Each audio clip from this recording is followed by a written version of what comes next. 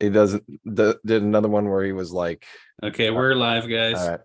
All right. All right. For those watching the recording, hang out for a minute while we do a little housekeeping. Just got to make sure the live is working properly and share the link. All right, I got the link.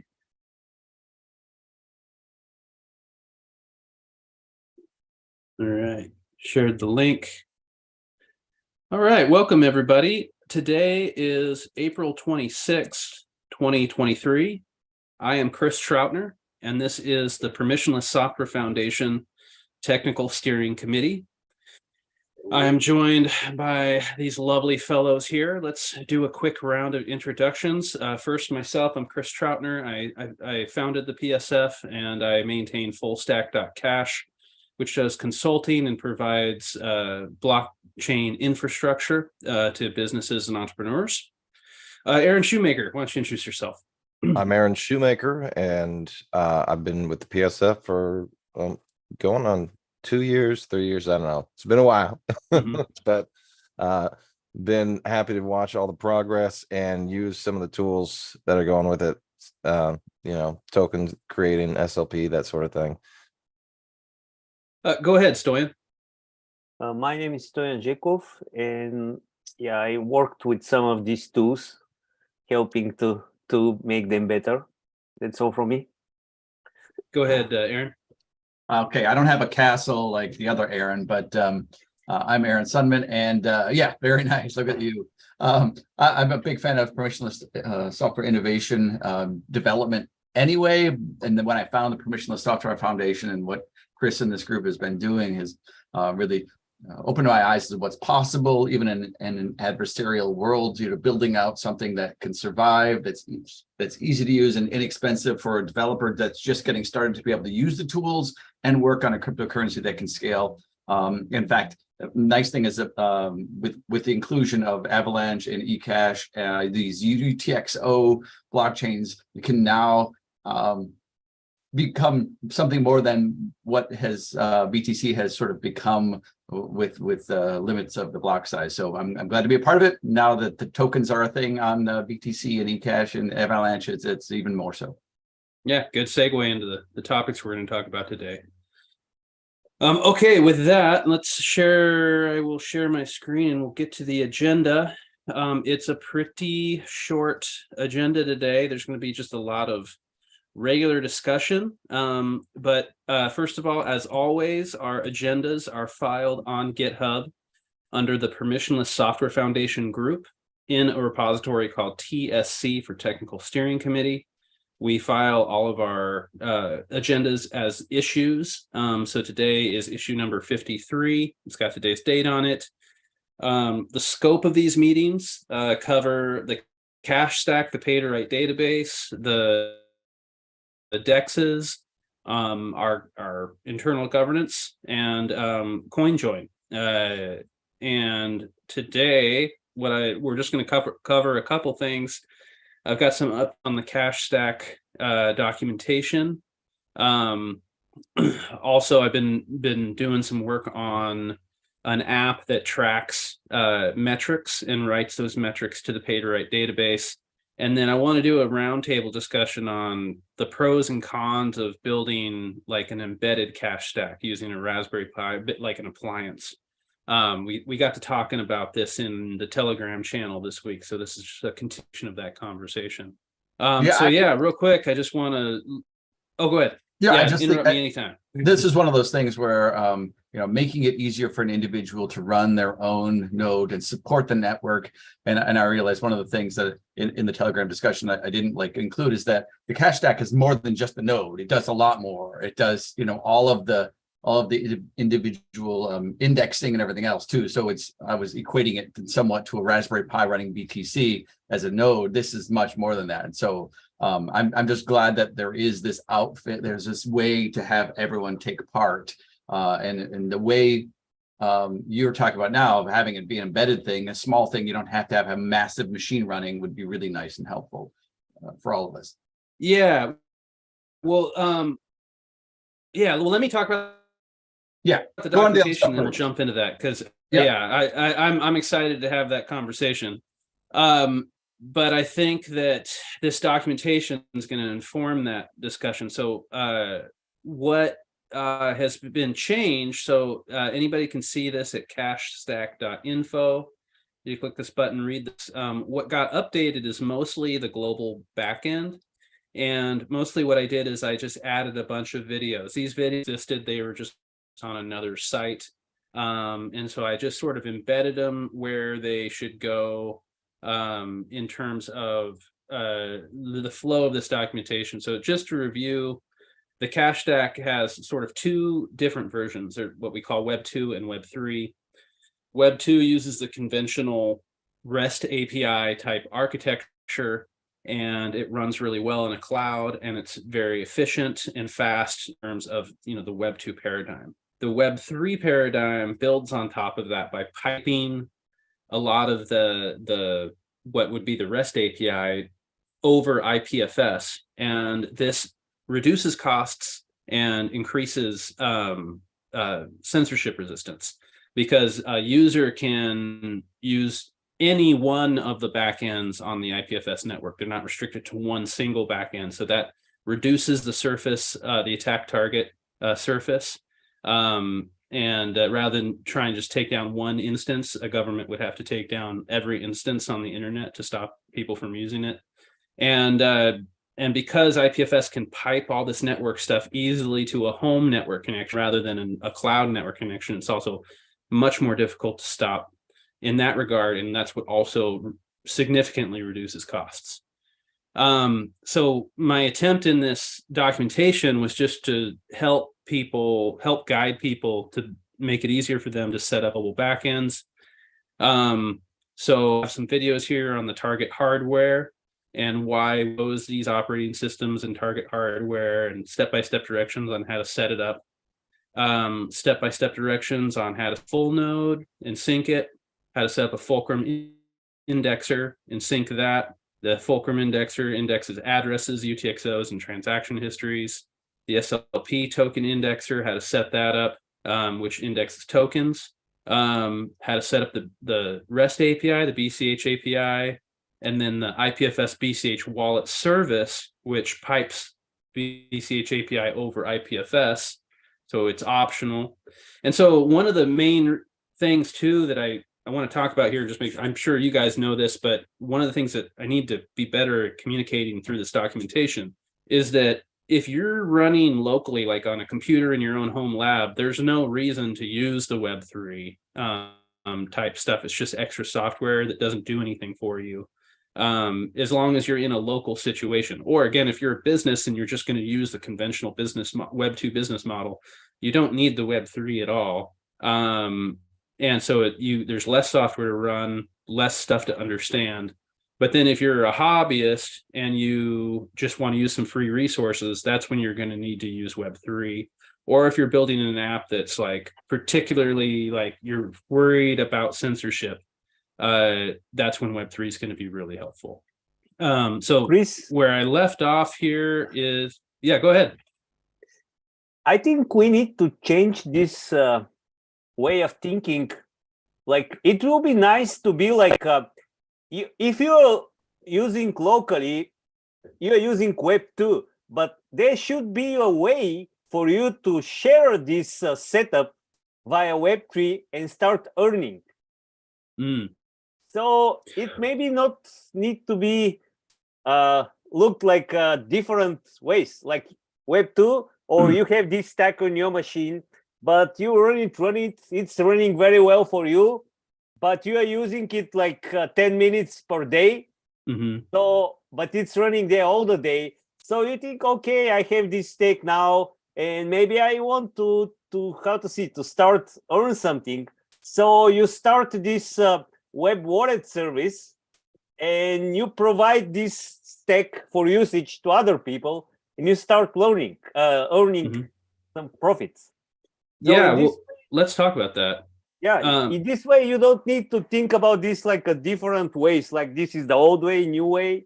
It's just your local way, and you can share it with other people and earn. Yeah, I like that. So I'm glad you brought this up, because this is definitely something I think a lot about.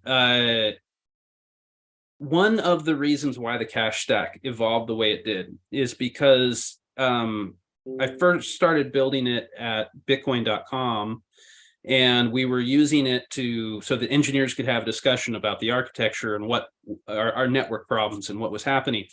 And we became victims of our own success in that we did not have, we just sort of, it was just a sort of something we set up, and we had this hockey stick growth, and we got to like 8 million requests a day, and we had a hard time keeping the servers running under all that load because we didn't have a model to switch from freeloaders to paid users and sort of allow people to cut to the front of the line if they're willing to pay for it, and thereby generate money. So we weren't generating any income. We were only losing money. The more success we had meant we lost money faster. And so the reason, so there was two problems there. One is monetization, and the second was scaling. And so the Web3 version sort of does both, but we haven't achieved that kind of hockey stick growth here with the PSF that we had with Bitcoin.com. And I'm hoping that one day we will. We've kind of got to achieve that. And then this brings me to the next idea in terms of monetization, which is we already have proof of burn for writing to the pay to write database. And I'd like to extend that in terms of like a sort of to take the place of a drop token, not to exactly do the same function, but what I was thinking is maybe we add an artificial delay of like a second or two to every API call, unless you put a transaction ID in the HTTP header when you make your API call, which is your proof of burn. And maybe you burn like 10 cents or 5 cents worth of PSF tokens, and you put that transaction ID in the header, and that like gets you sort of like priority access for the next 24 hours. And so in that way, what this would do is set up an incentivization. So people who run free infrastructure are essentially we set up a system that maybe not directly, but indirectly pay them to run this infrastructure. But right now, there's more supply than there is demand. Yeah, but I was thinking like the old Web 2 way was you have this cache stack running on your machine, and you're giving to the people access to it via HTTP. That's why you need this way to limit the request. But I was thinking, okay, you don't give the people access to your stack via HTTP, but only through the Web3 stuff during the RPC requests with this consumer and other like pieces. So in this case, you will not need to do this, I think, limitations, right? It will go through all of the Web3 structure. So if we do that, how would the people running the infrastructure get rewarded? How would you sort of punish people who, or not punish, but reduce the incentive for sort of abuse or overusage? But I feel like the idea of having the micropayments, I mean, what you're talking about, being able to have, like, I burn 5 cents worth and I have access for 24 hours, is a lot better, because that can all be automated on the developer side, and we're paying, the individual is paying it, and it's pretty easy. And like you said, we can actually start to fund people to run this stuff, right? So I feel like that's a right, like, I agree with Stoy in that it is a good idea to have all of this opened up so people can use it easier. But you're right, we got to figure out someone's got to make money doing some of this stuff, or everyone's going to eventually stop. I mean, it's just, it doesn't continue unless people are making, I don't know. Are you limiting now? Because I think the limitation was on the Web 2 side. When you access the full stack .cache, you need this token. But now, if you are going with the consumer and wallet service, is there some limitations? Well, Lower, but that's it, I think. yeah, I mean, I've come to view this as a spectrum, and I've also come to view like full stack.cash, the way I approach that, as kind of a cautionary tale, because it's just not working as a business model, in terms like I'm just not making any money. The infrastructure is not paying for itself. And this is the problem with running the web 2 in a cloud, like running a full node on a cloud server and all that stuff. It's really it's expensive. It's like it's like $50 to $100 a month, maybe even more depending on the service provider. Right. And then that's only one instance that can only handle about 4 million requests a day. And then your server's going to fall over if you push it beyond that much further. And so trying to get people to buy the JOT token, that just turned out to be like way too complex in the way I did it. What I like about this proof of burn idea, and I realize I haven't fully like explored this with you guys, it's mostly been in my head, but it's really simple. It can be abstracted and handled automatically in the software. So I actually had someone message me about the PaidWright database, being like, how can the system like he was just oblivious to this proof of burn concept because it's been abstracted away so successfully. You don't have to think about it. You just pay Bitcoin Cash and you can write, and like there's not really anything to think about for the person actually consuming the service. But under the hood, there's this whole complex like getting PSF tokens and burning them and then signing a message. And that's all like the end user doesn't even have to worry about that. And so that's why that's led me to think about this idea of, well, if you just put a transaction ID in the HTTP header, then that's all the user like need, like they don't even need to think about that. That can happen automatically. And then the system would cache it after validating it once. And instead of rate limits, that's the other thing that is just a huge failure with this full stack.cash model, is that let's say I give you a rate limit of 250 requests per minute, which is the highest tier. Well, that's still not enough for like a business. And then they've got to write all this additional code to handle the rate limits, to like when they hit rate limit errors. Whereas if I just add a delay, then you don't have to worry about rate limit errors. Like your call's going to go through every time. It's just going to happen slow. And if you want it to happen faster, you pay the extra money and everything happens faster, but you don't actually have to add extra code to handle rate limit errors. And so those are some of the thoughts that have been guiding my thinking.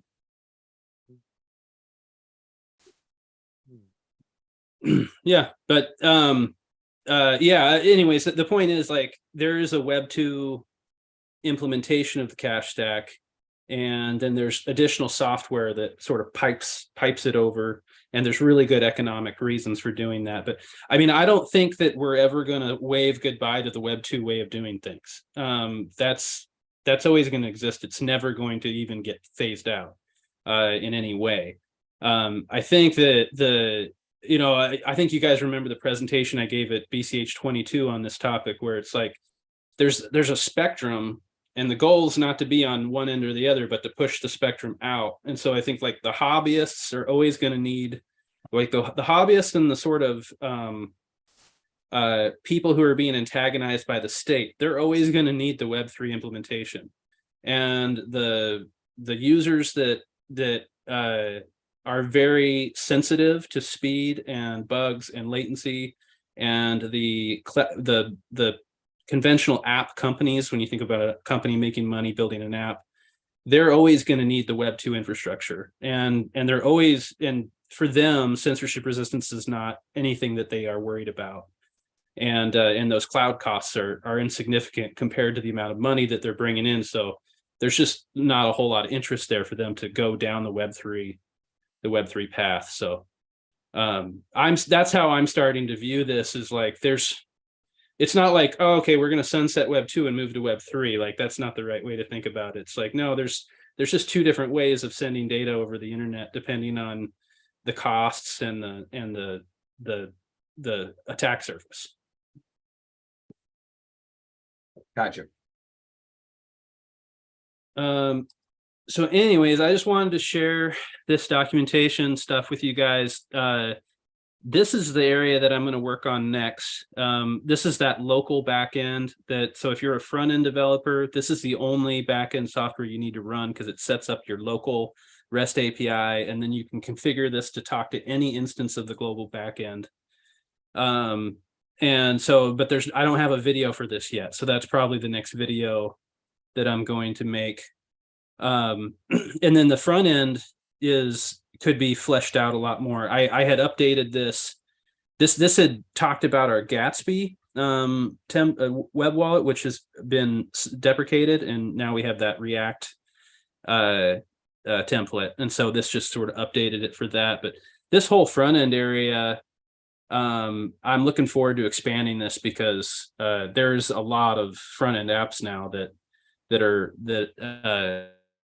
we can showcase.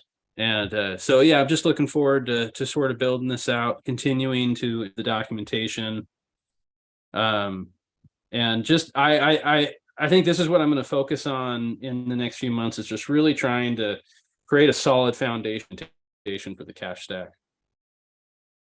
Awesome. Yeah, that sounds great. Oh yeah, and I just wanted to mention briefly that I dusted off. I had some code that was running like months ago that would look a prototype that would look to see what cache stack instances backends are on the network that it can communicate, and then it would like log an entry to the payload base about their uptime and stuff like that. So started dusting off this code because that's going to be the thing that allows us to reward people contributing resources to the network. So that's another kind of next step for me. And that brings us around to sort of the discussion, continuing the discussion from the Telegram channel about this. So what I ended up doing is I got a boat, or I inherited a boat recently, and it needed a boat computer, something that could run the chart plotter. And I was thinking, well, while I'm at it, it'd also be nice if it had a touch screen that could play videos and music, and had Bluetooth so it could interface with the stereo. And so the Raspberry Pi has all that capability. And these touch screens, this is like a 10-inch touch screen for $100 on Amazon. I can't believe how like cheap they've gotten. And what's nice is it's this awesome little black box. It has an HDMI port for the video and then a USB port for the touch screen capability. And it just, there's no software to install. Wow. It works on all the major operating systems, including the Raspberry Pi. You just plug it in and it just works. Wow. Yeah. So I built a little wooden box around the screen. So the screen is like one side of the box, and then the box is about like 4 inches deep.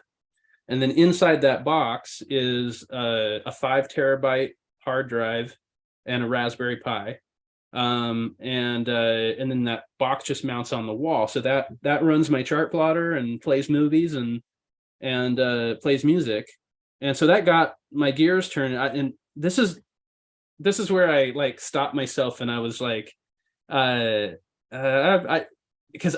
my background is in electrical engineering, and I love messing with hardware, but that's kind of a rare thing. Not a lot of people enjoy that. And so I think this stuff is cool, but actually bringing it to real life, like the economics had never really worked out. And so that's what Aaron Sundman and I were talking about in the Telegram channel, was just sort of the economics of this. So cost wise, it probably costs about $350 to build one of these boxes with just a Raspberry Pi, which has 4 gigabytes. And I'm actually running some tests right now. I know it'll run a full node, and I'm pretty sure it'll run a full node, Fulcrum, the SLP indexer, and BCH API. I'm pretty sure a Raspberry Pi 4 with 4 gigabytes of memory can handle all of that at once. And then so from there, go ahead. Sorry. Do you have like Docker images? Because I think the most of them are for the another CPU. So yeah, compile them for the Raspberry Pi. Yeah, that's what I'm testing right now. The full node Docker image compiles just fine on the Raspberry Pi. It's the Fulcrum Docker, and I know the SLP token indexer does too, because that's just JavaScript. It's Fulcrum that has an actual binary image that it starts with. And so that needs to be compiled for the ARM architecture. So I'm looking into that right now. It's not particularly difficult. It's just, and I just need to build it once, and then I can save the image, and then it just rides along with the Docker container. So that's how the x86 architecture one works now. And so that shouldn't be very hard to build, but I don't know if it's like ready at this moment. So I just need to compile that. But so to take a step back, the target hardware that we use are these generic desktops. They cost about $400 to buy. You can get them on Amazon, you can get them on eBay. 32 gigabytes of RAM and a 1 terabyte solid state drive. That runs the whole cache stack, the global backend, the local backend, and all the front end apps, including the pay-to-write database. And so that's $400 and a lot of expertise to build. And that's the sticky point. Like $400, like from polling people over the last couple of years who've both in our organization and other organizations,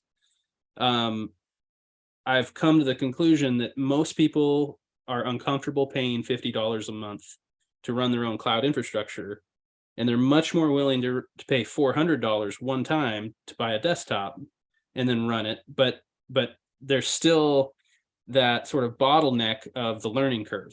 Right. People really don't. It's a lot to learn. Yeah. And Aaron Sundman, you've been a great guinea pig. I've definitely learned a lot by watching you suffer. Yeah, the suffer part, and I love this, right? So I bought 2 machines because I want to run 2 stacks, right? So I would like to run more than that, actually. I'd like to make sure we have as much support as possible from if the hockey stick does happen, that we have, enough stood up. I don't have gigabit internet or anything like that right now at my place either. So there are limits there. But I mean, I'm looking at it going, okay, so how do we make this as easy as possible? And how do we make it, is 400?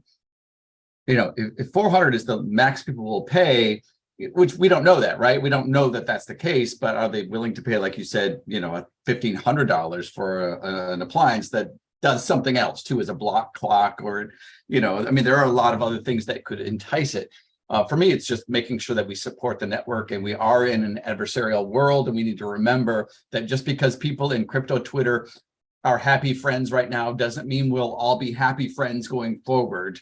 We might be mad at each other because someone said something bad about BTC or something else, but there are other actors that come into play, and we need to make sure that we're supporting this. So I'm looking at this going, okay, I would want to buy one of those, right? I actually love the idea of the Orange Pi. So the Raspberry Pi is small with 4 gig, but there's an Orange Pi that has up to 16 or gig, and then they have the 32 coming out soon. And it even has its own eMMC memory already built in, so you don't have to have an SD card, right? It's got 200. You might have to store the full blockchain, right? You have to have a terabyte drive or something, but you don't have to have an SD card because they're kind of, unreliable. Yeah, that's the problem. They're just unreliable. Right. I mean, I've had Raspberry Pis just take a dump for no reason. It seems like they just stopped working because of not because of the Pi, but because of the SD card.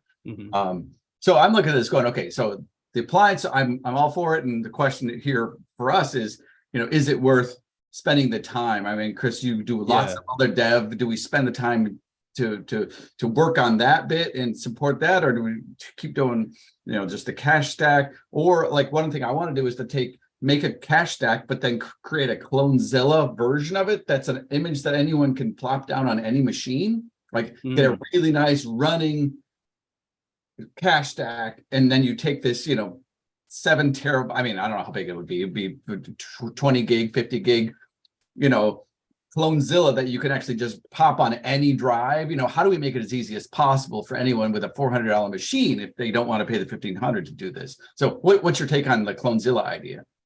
Well, I like it. I don't know how practical it is, but before we dive into that, I want to stay kind of at a high level, because there's another sort of inspiration here I haven't told you guys about yet. Yeah.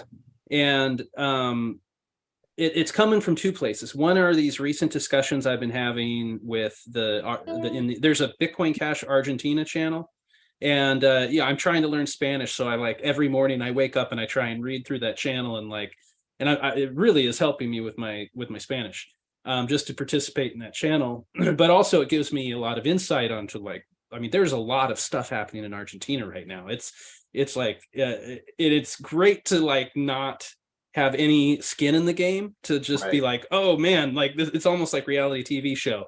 And like the central bank literally ran out of US dollars like 2 days ago, and that's after raiding all the banks in the country for US dollars. So there's like literally no dollars. And so I was talking to and the US is reducing its swap lines, so they're not going to get new dollars. And the IMF is giving them a loan on the condition that the government cracks down on crypto usage. Oh my God. And so I got into the channel where I actually, you say the IRS is giving them a loan? No, the IMF, the International Monetary Fund. Okay. And so when I was at BCH 22, there was a group of people there from Argentina, because Bitcoin Cash adoption is really going well in Argentina. And yeah, it makes all the sense in the world.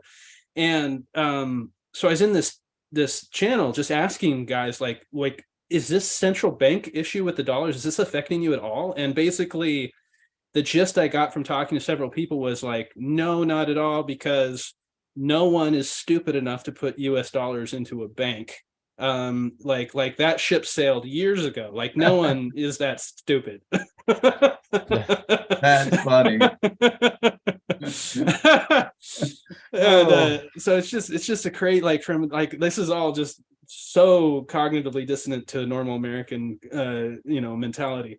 And so I got to talk, and so I started digging a little deeper. I'm like, well, how do you guys actually function on a day-to-day basis? Like, how do you buy groceries? And it's really interesting there. We've talked about this a little bit, but just to summarize, most people still transact in the Argentine peso, because if you don't, you could, like, the government's probably going to ask you what you're using and not like that.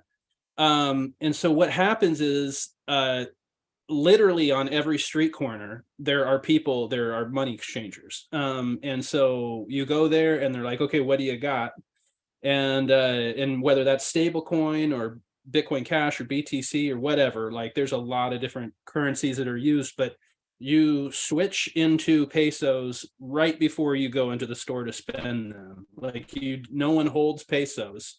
And so everyone saves money in anything other than the peso. And then right before you go to the store to buy groceries, you go to one of these money changers, swap into pesos with just the amount you need.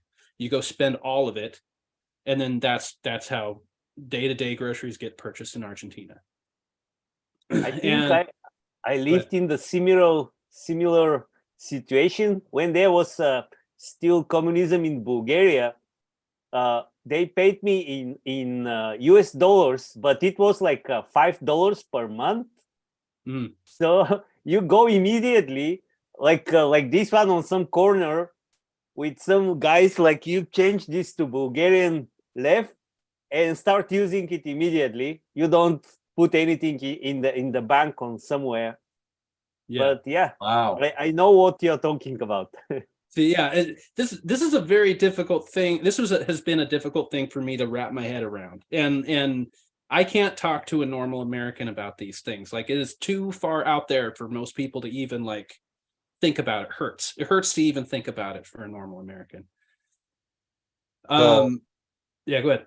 So you're thinking that in a place like this, having a device that is cheap and can function that way could be beneficial to people that are doing currency exchange like this? Well, I got to talking to him about, like, so we have Craigslist, and I sent him a link to, like, because Craigslist doesn't exist outside the US, or at least, I mean, I think it exists in Canada, but not really outside the US. And so they're like, yeah, we use Facebook Marketplace, and it's like, but man, that UI sucks. And they use WeChat, and again, that UI sucks. But if, like, you don't know what a better UI looks like, if those are the only options, then you're going to use it.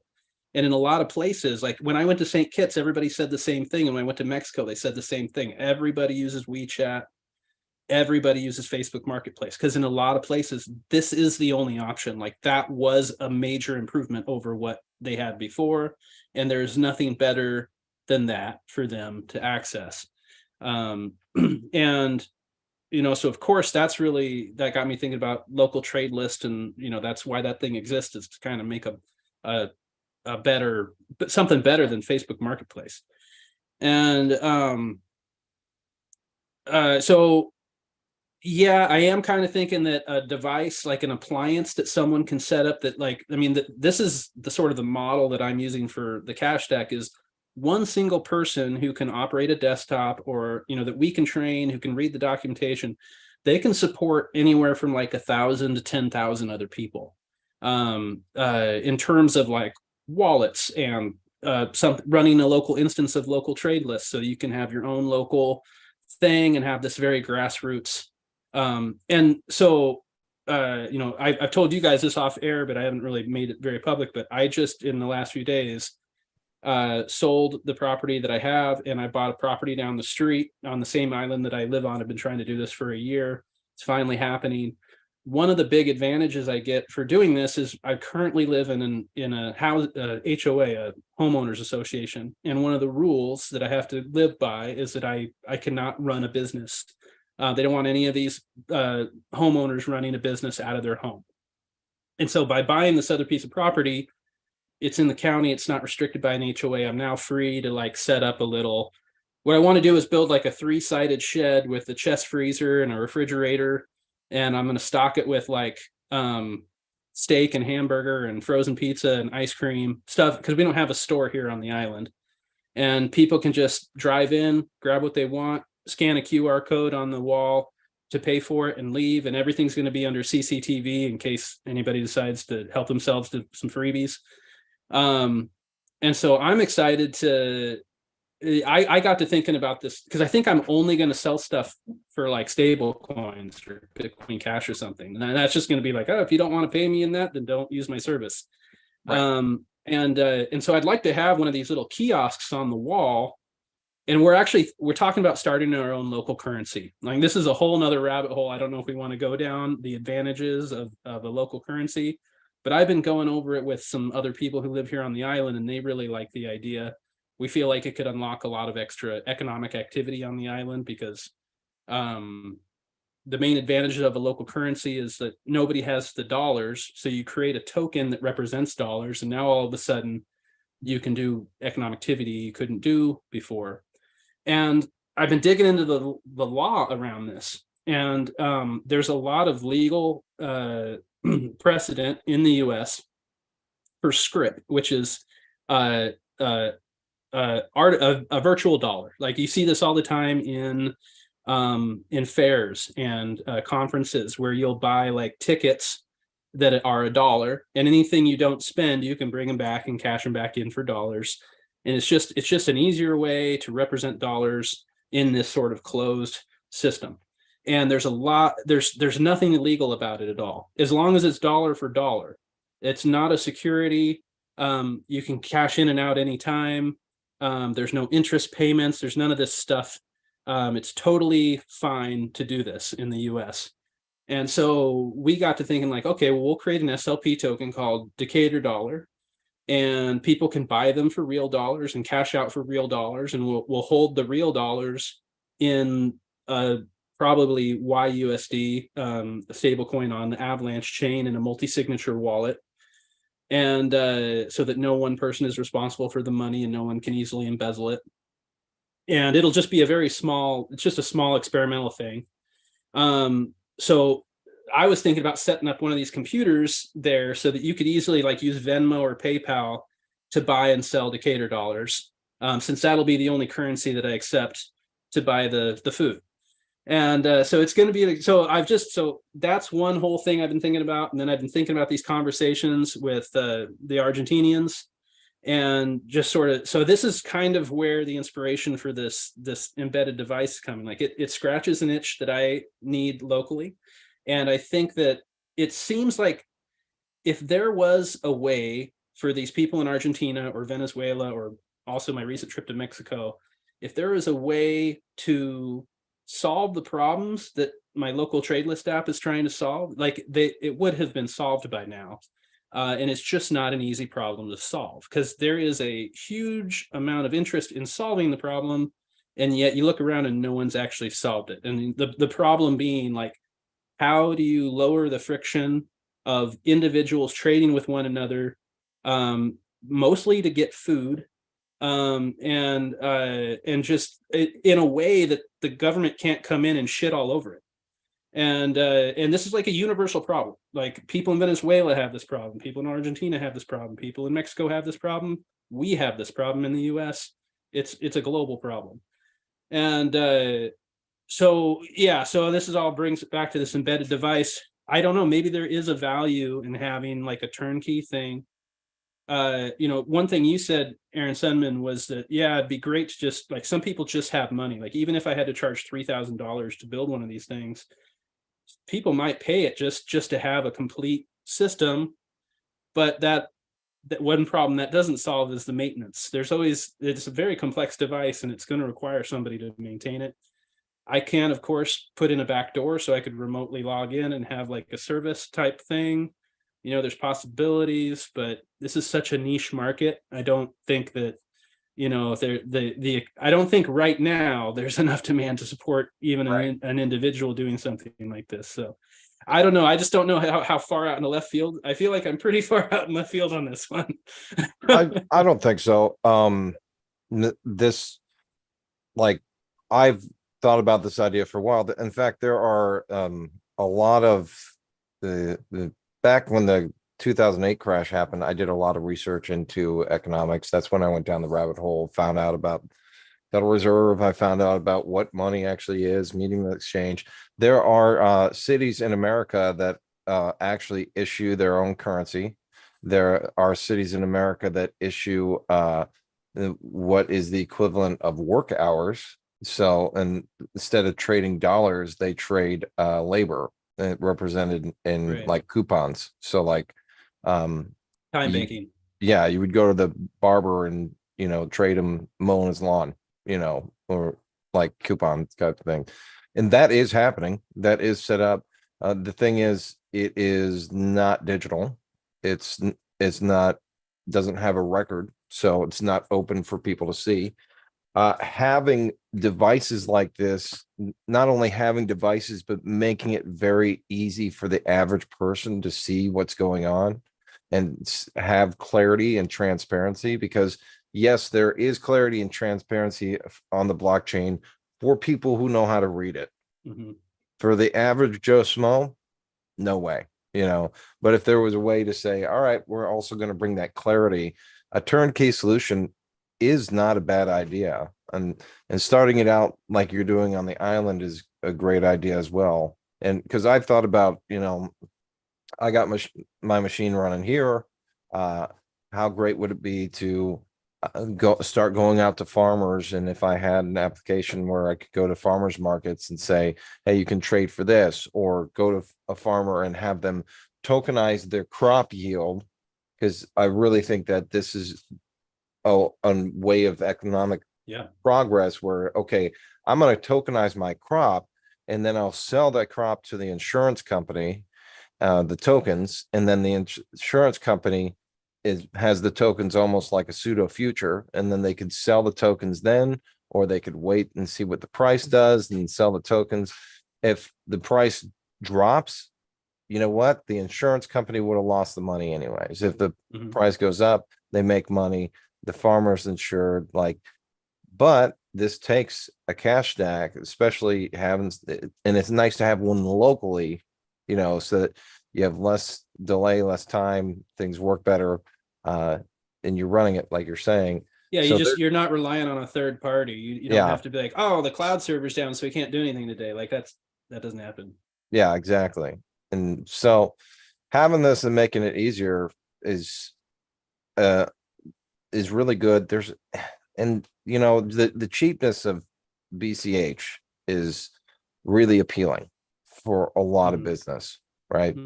Very cheap to transact on it. So having more and more support that way and making it easy where somebody can be like, oh, a few $100, put it in, put it somewhere in my house, let it run. And then as far as maintenance, you could probably have bounties. You could probably have a team of people, that's what they do. And they make some money off of doing the maintenance charge, and you charge people service charge every month. Yeah, My yeah. thoughts- Go ahead. My thoughts on this is, I think a very nice step will be creating Docker containers for ARM, because there's a lot of cheap devices on ARM, but creating appliance will be not very good, because for your island, it will be great because they will be ready device, they can use it. But if you think about Argentine, there will be better somebody locally to build this and make money from building these devices. It can be his business. And also they can use something like we're talking now about the Orange Pi, but I don't think the people in Argentina can afford it. They will use something locally. So making device and selling it on the internet, there's supply chain problem, something. So I think good way will be to have ARM images and make it easy, even easier than now, and allow somebody there in this environment to make these devices on something, whatever, some Pi. And And another thing with the ARM stuff, you want to check 32-bit that it runs properly on 32-bit devices, just because a lot of the lower end ARM processors are 32-bit devices. And I've run into that before, where it's like, okay, work perfect on 64-bit. Everybody programs for 64-bit, but you're looking at like Stoyan's saying, Argentina, lower end devices might be 32-bit. If it can run on a 32-bit, it can run on old phones. It can run on anything, Yeah. So. Well, I love some of the details. You guys, we're all engineers, so we're all so quick to like jump into the details. And so I like, you guys are bringing up some really good points. One of the things I like about this approach, and this is what I need to just keep talking to people in countries like Argentina and Venezuela, because it's like, well, how hard is it for you to get an American equivalent of a $400 desktop like a Dell or an HP? These things are supposed to be so ubiquitous that they're everywhere. But I don't know. I mean, maybe it's difficult to do that. Sometimes it's even harder to get a Raspberry Pi than it is one of these desktops. Right. And then, maybe you can only get Raspberry Pi 2s, which is not going to be enough to run this stuff. But one advantage, either way, one advantage of using generic desktops is that you can open them up and replace the power supply, replace the hard drive. You can't really replace the processor. And I think that's a big difference between that approach and like this Raspberry Pi approach, in that like the whole compute module is like just a box, and you can just take it out and upgrade it by replacing the Raspberry Pi with an Orange Pi or whatever, comes next. That's still not going to get you away from the ARM architecture, which, I totally agree with that. It'd be a good idea to have Docker images for ARM architecture for everything. One more problem with this cheap desktop is that like for me, for example, I don't want to run this in my living room. It's too noisy, too big. So I think some people, not most, but some people will be happy to have something that can hide somewhere in the corner and just run there. That's a good point. Yeah, there will be more people using it than a chunk of PC in your living room. Yeah. Because this computer box I built for the boat, it's only 4 inches deep. It looks like a really thick picture frame, basically. So like aesthetically, I mean, the prototype I built's a little ugly, but if I did like laser cut wood instead of my jigsaw wood, it would look a little nicer. We'll show you my Raspberry Pi. Yeah, grab it.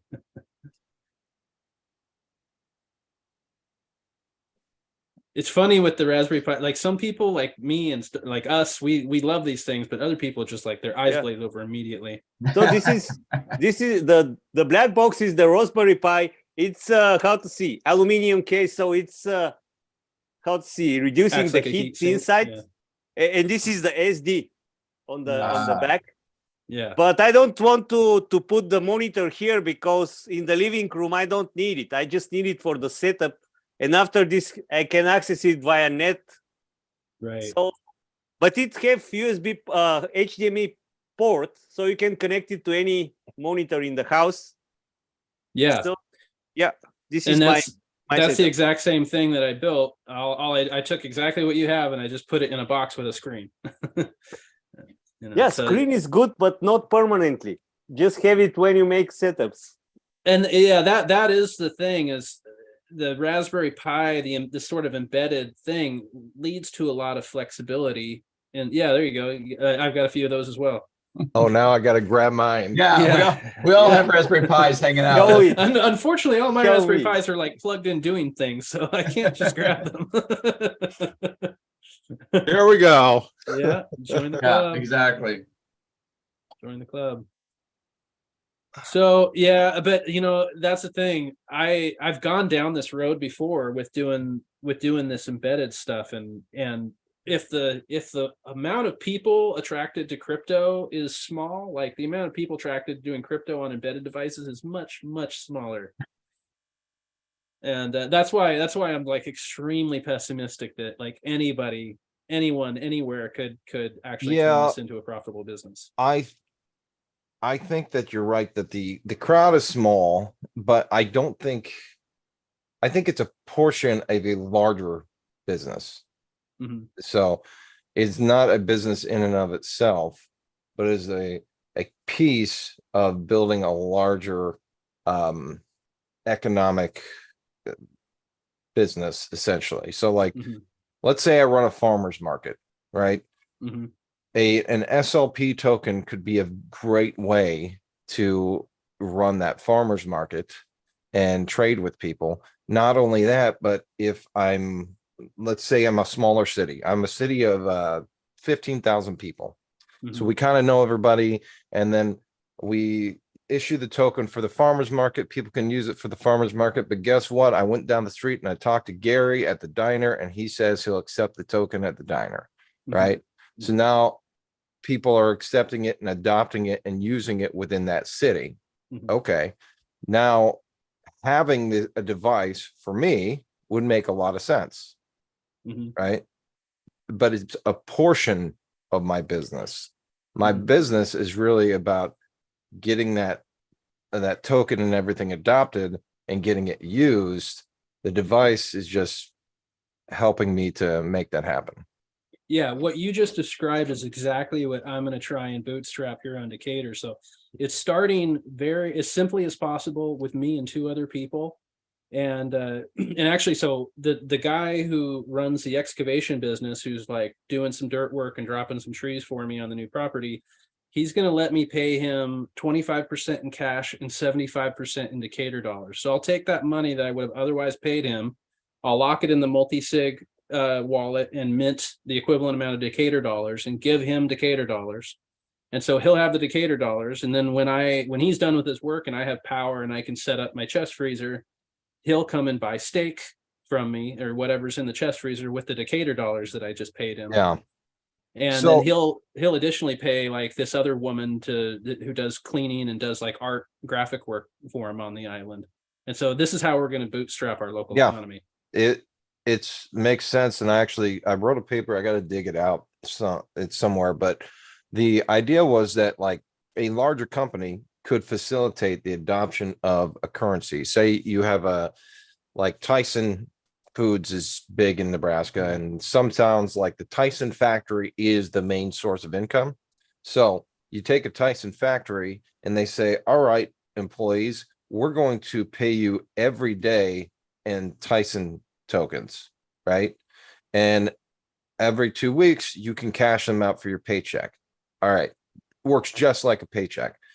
But the thing is, they've gone around to all the local shops in town and they've said, hey, if you accept Tyson tokens, we will pay you $1.05 for every dollar of Tyson tokens. They're going to lose money for a little bit, but it incentivizes that ice cream shop, all these people to start accepting that sort of thing.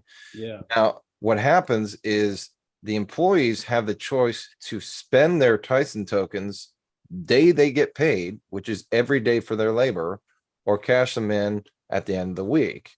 And now, after a certain amount of time, the Tyson token has replaced the dollar in the local economy. And as long as the company is, runs the token correctly, that token becomes the commerce for the economy. And now they've insulated themselves from any dollar crashes, any market spikes, anything like that. Their currency actually would remain stable because it's based purely on the economic output of the town. Right. Yeah. Exactly. This is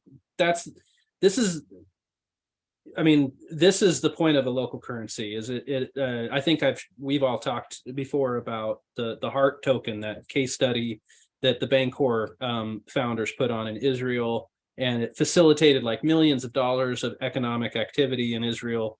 And there's a lot of other case studies that like this is why towns issue their own local Anacortes, which is a close town here. They have their own Anacortes dollar, and that's exactly what happens. Is it insulates these local economies from the bigger economy. So if there's a banking crisis or a dollar scare, well, we don't directly use dollars, and we have a system of like a credit. That's like the next step up is doing, like, rather than just one-to-one backing, actually like extending credit. That's when you can really isolate your local economy from the bigger economy and protect against these sort of external shocks. But there's a trust mechanism, and for some reason people trust the government despite the fact that it like consistently fails. And so that's what hasn't existed before is like an actual transparent blockchain. People have years of trauma, from being taught to obey the government, and like daddy will take care of you, and it's an abuse cycle. This time they mean different. It's so much, the belief in government is so much like a cult or a crazy religion, or like an abusive relationship. An abusive relationship that like they can see it. You can clearly see what's going on, but they're like, no, it's not. The barn is red. No, the cult says it's blue. Yeah, this time it's better though. This time it's a better shade of red this time. Yeah. We vote harder. Yeah, vote harder and it's going to be better, right? So that is a challenge, but then the challenge for us in adoption is like, well, how do we make adoption of these things better? So like one of my buddies running a traveling nurse company, and he talked to me the other week, and we're going to talk more about using NFTs on BCH SLPs as like badges for the hospitals they've worked at, right? So I'm like, okay, we can take the web wallet, we can try to work with that, try to issue badges that you worked at this place, you get a badge, you can show it off, that sort of thing. Okay, this is kind of a backdoor into using tokens, using SLPs and stuff like that. So what are some ways that we can, because we've spent the last well over 10 years trying to talk to people going, the Federal Reserve doesn't, prints money out of thin air and stuff like that. And people are like, whatever. But inflation is a tax. Whatever. I just want dollars. Incentivization in another scheme can help. Unfortunately, with the NFT craze, there was a lot of people that jumped in and got in that were new, but then there was a lot of people like, oh, that doesn't matter. That's crazy. But we just have to think of ways, and what you're talking about with like you small indicator to get adoption, and almost like, hey, you wade people into the water, and before they know it, they're like, I'm using crypto now. Like I didn't even realize it. Yeah, I bootstrapped this in my house with Banano tokens. Yeah. Before like right. 5 or 6 years even. All kids was paid in Banano. I love that story. Yeah. Everything was like my smallest son was like, I don't know, like 10 years or something. but there's just QR codes, like mobile wallet, everything, pam, pam, pam, transactions, no transaction fees. This was the big one because you cannot explain them easy to the kids. Yeah. Keep it simple, keep it fun. Yeah, but it was working very well. Like there was prices for walking the dog and everything. So Yeah, that's what I'm hoping to do on the island. Is it's going to freak a lot of people out, but a lot of people will just ignore it. But you know, there's a lot of people on the island who know me, they trust me. They'll download an app if I ask them to, or if I physically take their phone from them and download it for them. And then I'll be like, good, now you can buy, like, I'll load it with some Decatur, like, here's $10 of Decatur dollars, like, come buy a pound of hamburger from me sometime. And they can drive on in there and scan the QR code, and I'll help them with it the first couple times. And I like, if it's just a matter of opening an app, scanning a QR code and hitting send, and then you're done and you can walk away with your hamburger. I think like I could make that work out here. Yeah. Okay. That's where it's got to get. It's got to be ease of use. It's got to be something where it is so easy to use. And I've even been thinking about like how, because right now, even I think for the average person, the 12 mnemonics is a stumbling block. Okay, I open this up. Make sure you remember your 12 mnemonics, right? Yeah. Well, where do I write them down? What do I do with them? You know, most people are probably going to open up a notepad on their phone, dump it in there, you know, so it's still on their phone. But yeah. Well, like, that's the thing. Getting a Gen Z to physically write, like, they don't use pencil and paper. Like they don't. Some Gen Zers don't even know what a pencil is. And like you know, getting them like it's totally opposite from boomers. Like boomers love writing shit down, and but then they don't know what they did with the paper.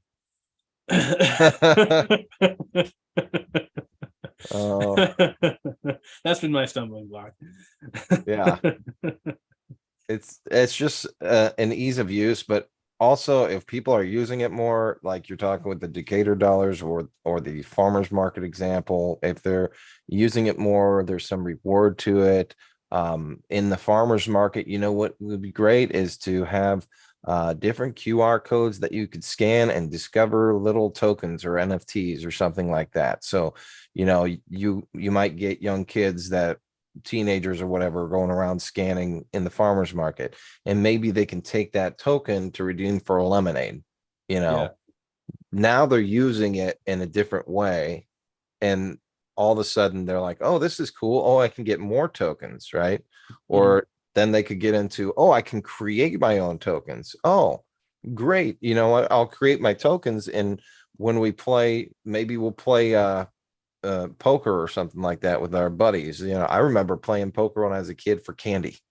Yeah, you know, or popcorn, we'd all buy just some silly. We'd all buy like a bunch of hard candies or whatever and use them as chips. And you know, so you could it could be stuff like that. I've always thought that tokens have a value of like friendship accountability, right? So like we've all got that friend that always wants you to help them out, but never helps you out. And then they'll be like, oh, but I helped you out that one time, you know? Yeah. With tokens, you could be like, you know, well, there you go. Like, I think you just described the evolution of like a local currency, because that's what I experience here on the island is people just do favors. And there's like this sort of mental calculation of like, oh, you know, I helped him and now I need your help. But it's, and that's the way we evolved. That's tribal life. It causes conflict, though, but it does because it doesn't scale. Yeah, if your ledger is different than my ledger, conflict happens. It's not that I don't like you or you don't like me. It's just in your mind, you have returned the favor. In my mind, you haven't returned the favor. Now conflict is there. Yeah. Suddenly we create like friendship tokens or whatever, and all of a sudden we can specifically be like, yeah, you gave me this token to come help out. I'm redeeming this token now. And you're like, oh, okay, yeah. And then neighbors can extend credit to one another. Like this would be the next step is like somebody really needs a favor from me. They don't have any Decatur dollars. I'm like, okay, here's what I'm going to do. I'm going to buy some, I'm going to loan you some of my Decatur dollars. Yeah. And you know, and so I just extended you credit and you know, and keep it very small. and organic. And I think that's where I think you could really see serious economic activity once you introduce credit. I can even see, individuals being like myself being able to produce my own like Aaron coin, and then I could loan you Aaron. I could give you Aaron coin for helping me out, which would be an individualized unit of credit. Now, if I just printed a bunch of Aaron coin, guess what? My credit in the community is going to go down. Nobody's your Aaron coin's not worth very much. There's like 100,000 of these things. Right. So that's yet another way it could evolve, or you could give them Decatur dollars, but they could keep getting Decatur dollars from people, and then people aren't. But after a while, if people do their own stuff, they could be like, oh yeah, you printed up a ton of these. I don't think you're ever going to redeem this stuff. I'm not going to do this for you. you know? They've really changed. Yeah. I mean, these are social interactions that don't exist yet, but we're right on the cusp of like seeing that. Well, guys, let's if there's anything else we want to talk about on this subject, let's do that. And then Stoyan said he's been playing with some of the cash tokens and the cash token wallet, so I want to see that as well. Yeah, it's Matthew G's cash token wallet. Yeah, but just before we move on, this has been an awesome discussion. I'm really excited to continue to report the efforts of this little sort of local currency I'm going to try and start.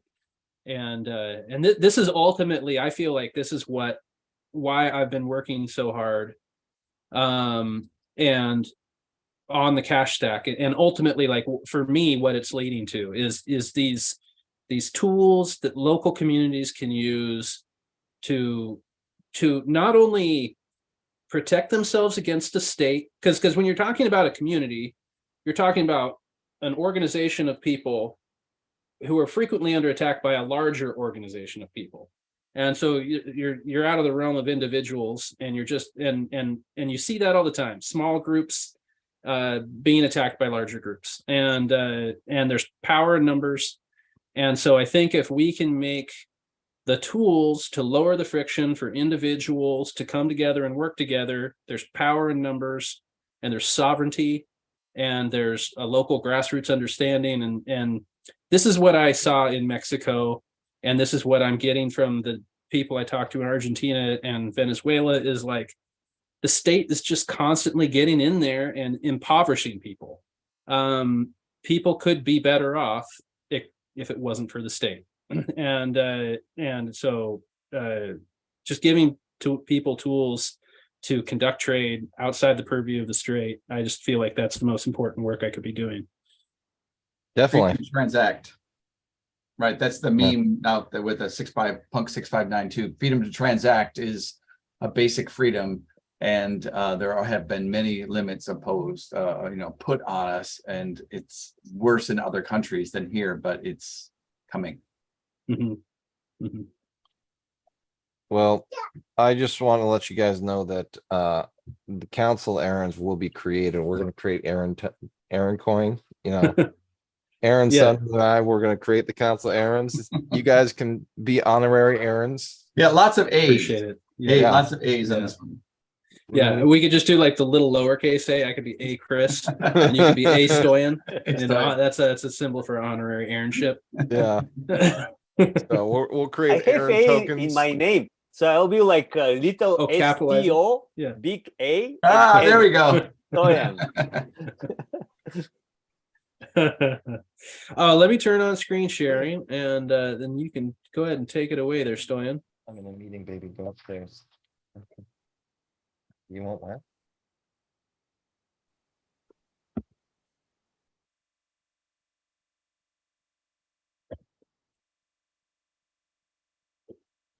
There we go. See this thing? Yeah.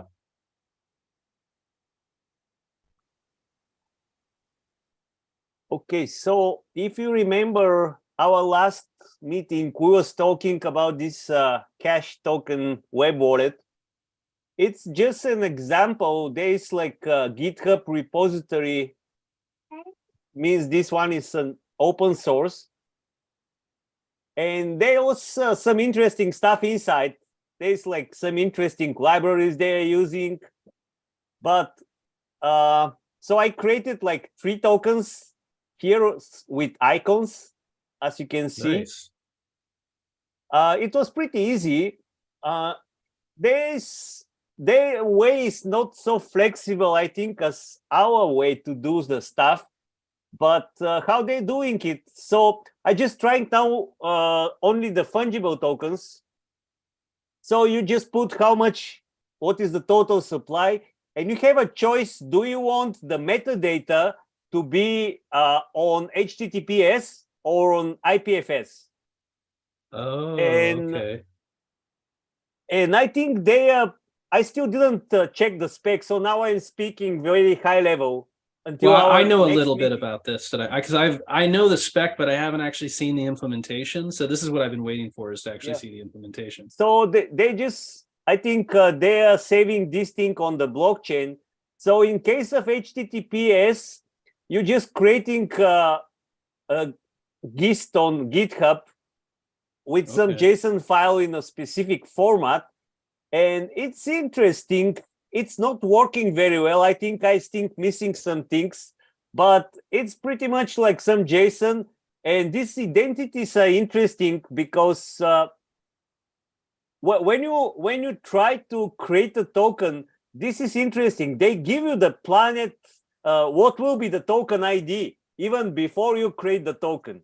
Oh, Oh, So this one was interesting. So they give you some what will be the ID, so you can create this JSON file because you need to put this thing. And in their examples, there was a little difference in the format. Here, the time is put here in some like inside these identities, but on their documentation, there was like this a token can have the several blocks starting with the timestamp. So it will get the last timestamp and it will show the metadata from this block. So you can update this JSON file with a new a block with some timestamp, and it will update the presentation. But I think this thing cannot be changed. It will be always this like a small directory or whatever container where your metadata changes. yeah. And yeah, it was pretty easy. And they have some like icon here, and the presentation layer just getting this from here and showing you here in this one. One more interesting stuff is that when you don't have your own icon, it was using some library to create a block key, which was a nice idea. So it's creating you something like This is an image, like a little identicon. Yeah. yeah, like this one from your like ID, which oh was a wow. nice touch. Yeah. And also there was interesting the way the IPFS thing working. Like this was the HTTPS, so it's pretty standard. With IPFS, you need to put here some content ID, but somebody is doing very interesting this Yeah, IPFS mainnet. BCH. Do you know this Yeah. guy? Pat at mainnet. Yeah, he's been working on this. So you can read this. It's very interesting. You need to pay some money, but you are doing this by sending a transaction with op return inside. So your this note or something, it's listening for the transaction in the wallet, and when it get a transaction with this specific IPFS, it's going to this URL, getting the file and pinning it, which I think is nice to separate the two steps, because the creating the token always taking too much time because of this pinning. But if you can have this separate pin service, paid one, people just can't come like here. They just put Yeah, their file it's the main difference between, so this is I think it's worth taking a minute to talk about, like compare and contrast to what we're doing versus what they're doing. So for the IPFS pinning service, I know it's centralized. Like this is a service that Pat is running. It's not like you can run your own copy of it. Because I believe it's also closed source. I might be wrong about that, but this is a centralized service. Because I talked to him a little bit about this, and so what we're doing by creating a decentralized pinning service that has no central point of failure is much more difficult thing to do. Also, we're doing proof of burn, so we provide a way to pay Bitcoin Cash and then abstract all the token handling under the surface, which is much more complex than what he's doing. You're just sending him Bitcoin Cash with the information in the op return, and then his system's looking at that and either pinning it or not.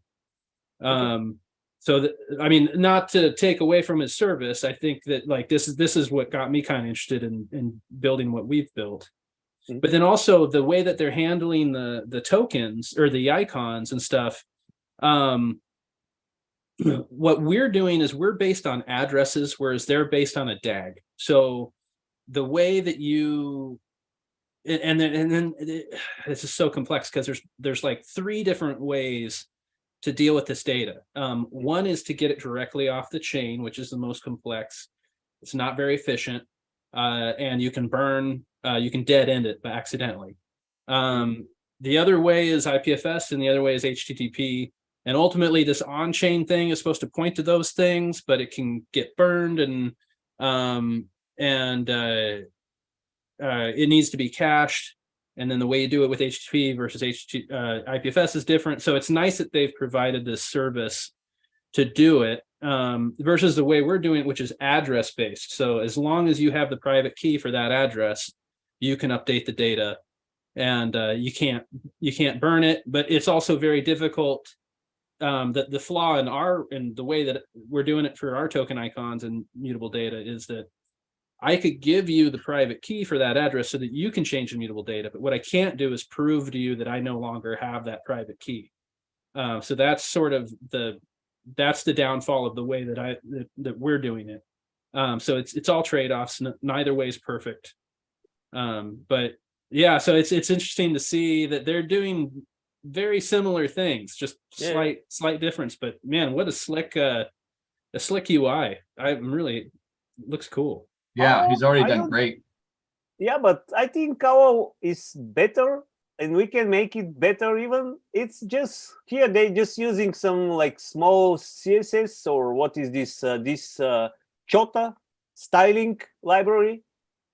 But I think with my components, I have the same thing, and it's even easier to create wallets. So nice. I can make this interface, site looking like this one in 1 hour, maybe. I just need to reorder my components, and it will look the same. So I don't, I don't mean to trying to mimic their like UI, because it's like minimalistic wallet. But it was interesting how they approaching the creating of the tokens. I think was a little, and it's also interesting to see more like technical details, because this is not SOP tokens. I think this is cash tokens, right? Right. So it will be interesting to see this magic, how this happens. Well, it's great that, I mean, considering these are going live on mainnet on the May 15th, it's great that they're this far along with the user interface and already having something to show that it's working ahead of its launch. This one is on the chipnet, I think. Yeah, it's on chipnet. But it's interesting, and this one was a little interesting because I think separating pinning from the minting is not bad. Yeah, well, and let's talk about that for a minute, because the reason it's so tightly coupled and there's that unpleasant delay when, like, say you're creating like our NFT creator, it's because it's doing all that proof of burn validation on the fly, and that's what takes so much time. And this is what we were talking about in our last meeting. is if pay-to-write databases had essentially pre-burned transactions that they could just immediately sell you, then it would speed that whole process up immensely. And so then we could get to more like what you're seeing here in terms of the speed. Yeah, it makes sense.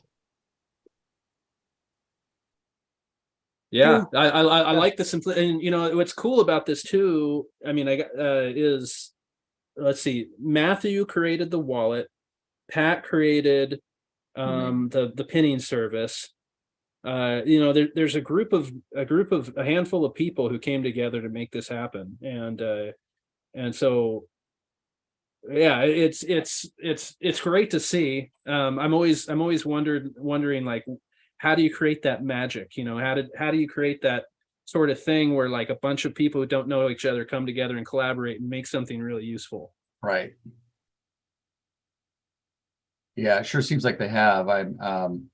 Matthew's been, I mean, I've talked to him on Telegram quite a bit too, and just how to make this even better and what is going forward. But I mean, just to see something ahead of it launching, ahead of the chips launching, ChipNet, I mean, it just feels like this is a good thing to have already something clean and useful. Yeah. Well, and I like, if I didn't already had so much time invested in the existing system that we have, like, there's a lot to love about these tokens, and so I'll be really curious to see if they how much traction they actually get. One thing I'm going to be wary of as they go to mainnet is, we did the same thing with SLP tokens, where like we made it super easy to create a token, and everybody created a token, and so you had like 1,000,001 scam tokens, and Right. just no token was worth anything. And there's nothing wrong with that. It's just that it doesn't help anybody. It doesn't solve any actual problems. And so that's what I'm going to be looking for, is like beyond what is beyond. There's, over the next month or two, we're going to see like everybody and their brother making tokens. We're all going to make tokens, and we're going to be swapping tokens. Everybody's going to be excited about these tokens, but like what I'm actually going to be looking for is like, what are the actual problems being solved with the tokens? Right. But if they solve some like real world problems, I mean, there's plenty to choose from. There's plenty, like, you can look at existing NFT stuff and existing token stuff. So there are problems to be solved. And so if they get any traction on solving any like actual real world problems, that's what's going to convince me to make a change. One of the things that's interesting is that they talk about the addition of scripting capability, smart contracts, not fully Ethereum, EVM one, but the ability to do something with them.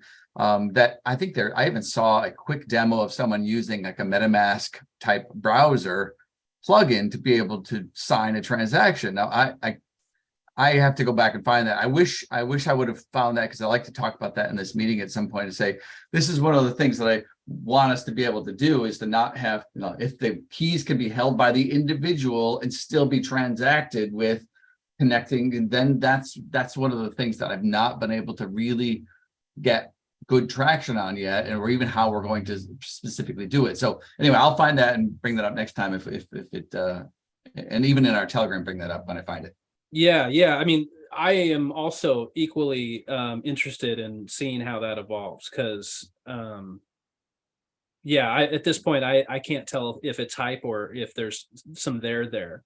Right. I mean, part of it is this whole thing of like, until people can have the ability to have a ledger signed transaction on a hardware wallet, how much money can people trust to sit in a web wallet? I mean, or even in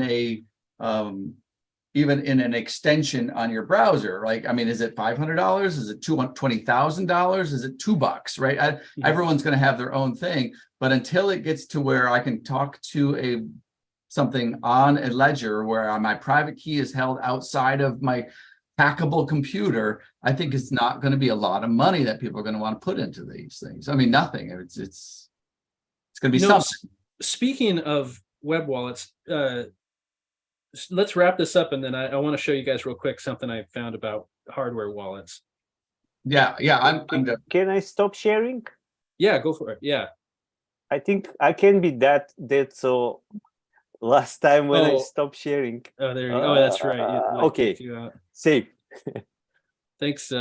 That's really cool. I appreciate you showing us that, Stoyan. That was actually a much slicker UI than I was expecting. Let me see if I can find this again. It was a Raspberry Pi Zero Trezor wallet, and it's the Oh, really? Pi Trezor. yeah. He's I was hoping I could find a picture. Well, maybe this is it. I've got a couple of those Pi Zeros as well. But yeah, so- you can buy it. Yeah, this is all off the shelf parts. There's nothing custom here.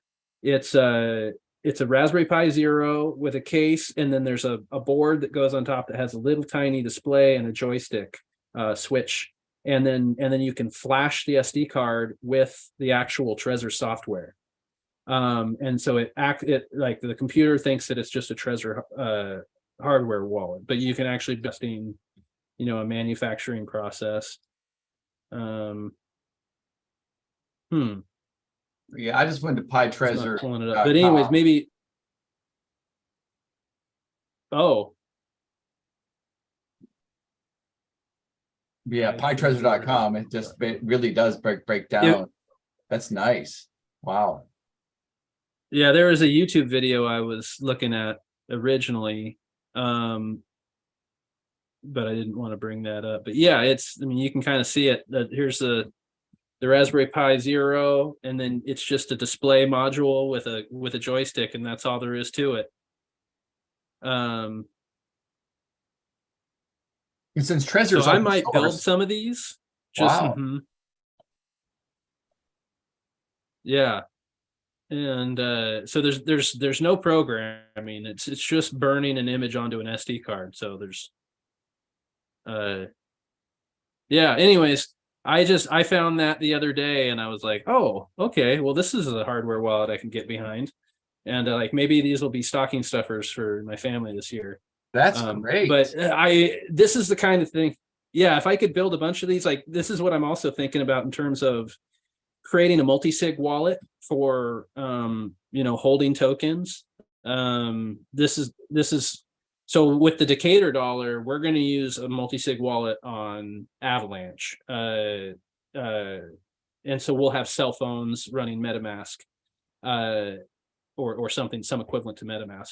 But I'd love to find a way to do this on Bitcoin Cash with cash tokens or SLP tokens. It doesn't really matter, but you have to have some equivalent to a hardware wallet, and then you've got to have some way to generate a signature, and with the hardware wallet, and then you can combine that into a multi-sig wallet for doing things.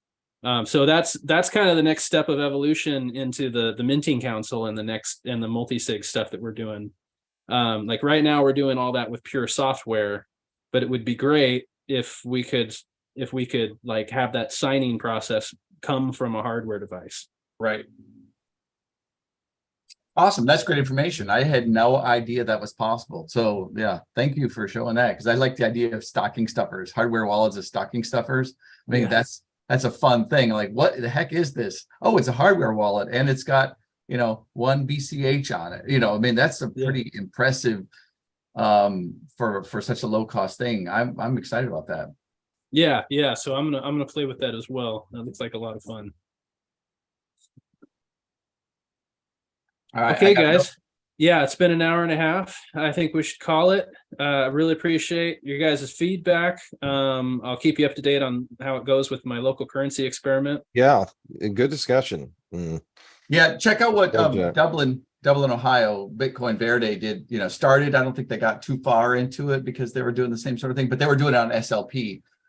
Because Bitcoin Verde supported that as well. So anyway, just because it's the only time I know of it being done on SLP, be an interesting thing. Yeah, there are a handful of other use cases that I looked into, but yeah, we'll see how it evolves.